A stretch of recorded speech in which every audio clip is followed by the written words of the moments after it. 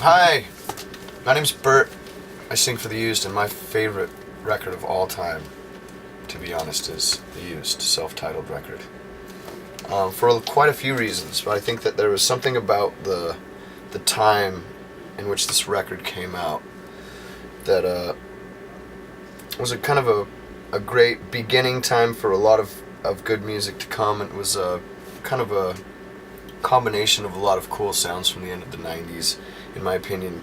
Combined this sound that people were then referring to as emo, an emo sound, which is kind of silly because I think all good rock and roll music is emotional. But so yeah, kind of combined a lot of my favorite bands: Texas Is the Reason, Sunny Day Real Estate, Fugazi, and then with some punk rock influences. The four guys who made this record all had very, very, very different tastes in music, which combined made for, I think, a sound that was kind of new for the beginning of the 2000s.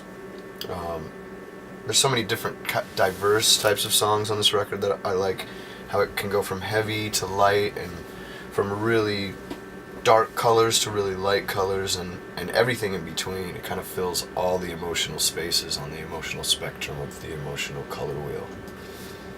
When I was 18 or 19, I wrote the lyric, "I'm jaded now, whatever that means," and that is a very, very impactful line today, because I've seen bands go from jaded to beyond, and it's refreshing that The Used has kept a really emotional connection to the music that they made 15 years ago. Not only that, but I don't think that we've ever taken what we do for granted for long enough to let it really sink in and become jaded to playing live shows and live music. So I don't have any idea what I was talking about, and I still don't, which is an awesome, great, amazing, important thing.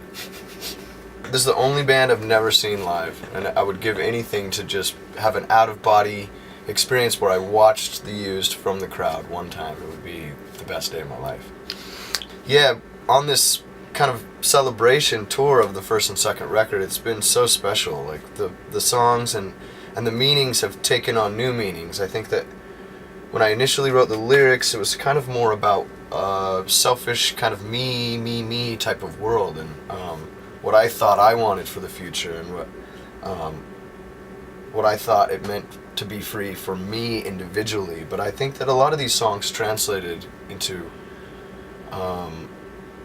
a bigger picture. It's about freedom for everyone. It's about the opportunity to learn from mistakes, and how seizing the moment is one of the most important things we could do in life, and making memories is important.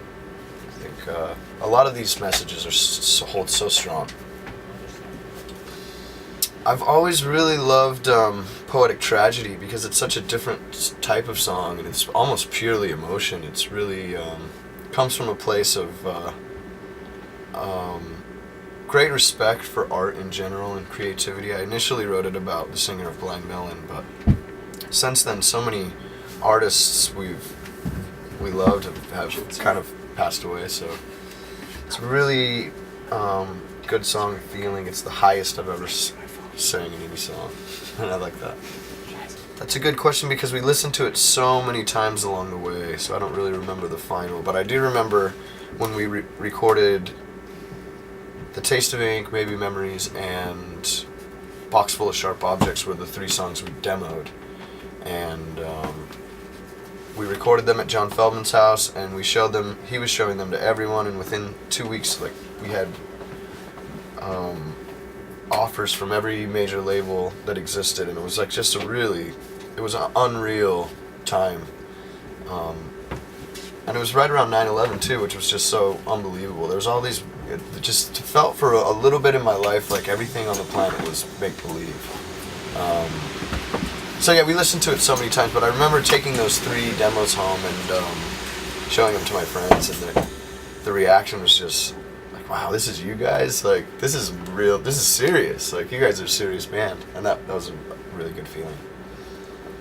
I think that everything happens not for a reason, but it could be helpful for us to look at it that way. I think that learning from mistakes is the most important part of kind of growing into who we maybe could possibly be. So yeah, we've learned a lot from listening to the recordings, and we know exactly what we wouldn't want to do again, but it's not something we'd want to go and take back.